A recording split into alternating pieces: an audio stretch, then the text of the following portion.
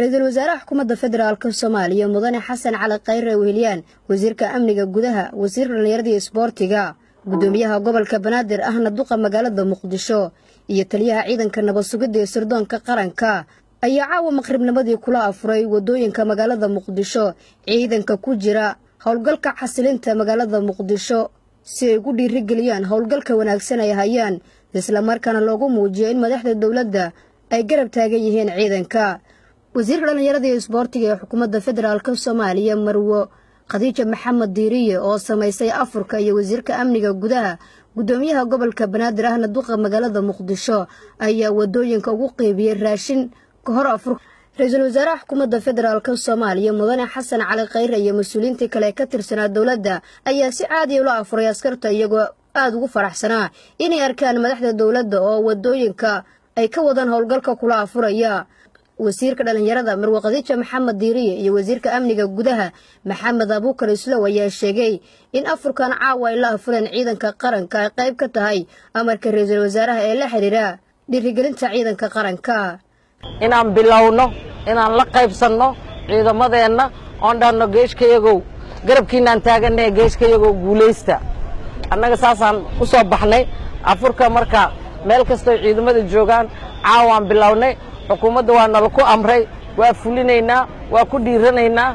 in fursadda ilaahna siiyay inaan ku afurno ciidamadeena qalabka sidoo aan la afurno aan ku afurno meel banaan ah saan hore u balan qaadnay ra'iisul wasaaraha iyo madaxweynaha hore u balan qaadeen inaan guryaha ku jiri doonin aan ciidamada la qaybsano dhibkay qabaan marka balanta waa ka soo baxnay Allah waxaan ka baryaynaa inta dham ilaah nagu waafajiyo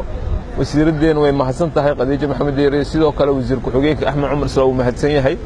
ee Afrika noo soo sameeyeen maanta aad iyo aad ugu mahadcelinaynaa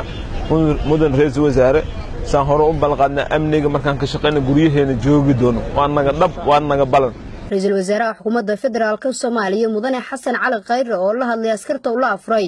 ayaa tilmaamay in xukuumadda ay ka go'an tahay dhiirigelinta iyo sare u qaadista moraalka ciidanka si ay ugu guuleystaan xasilinta amniga guud ee dalka gaar ahaan magaalada Muqdisho waxaan aad ugu faraxsanahay inaan caawayin nimid oo idin la afurnay in iyadoo ay Ramadaan tahay oo aad ogtihiin taariikhda magaalada Muqdisho aan jidadka magaalada Muqdisho banaanka meel kamid ah aan ku afurayno annagoo madaxda qaranka ah waa runtii wax Ilaahay loogu mahadnaqo shacabka Soomaaliyeed fadlan la shaqeeya ciidamada qalabka sida soo sheega meeshii aad wax ka dareentaan ciidamadana waxaan leeyahay amniga waxaad u sugaysaan waa dadkiina waa shacabkiina marka aad shacabka guryahooda tageysaan aad ha loo ixtiraamo laakiin dadka Soomaaliyeed kulligeen waxaa nagu waajiba inaan jid walba u soo baxno inaan ciidamada la afurno inaan garab istaagno inaan markay socdaan biyaha iyo caanaha ka daba qaadno sababtoo ah amni la'aan waa horumar la'aan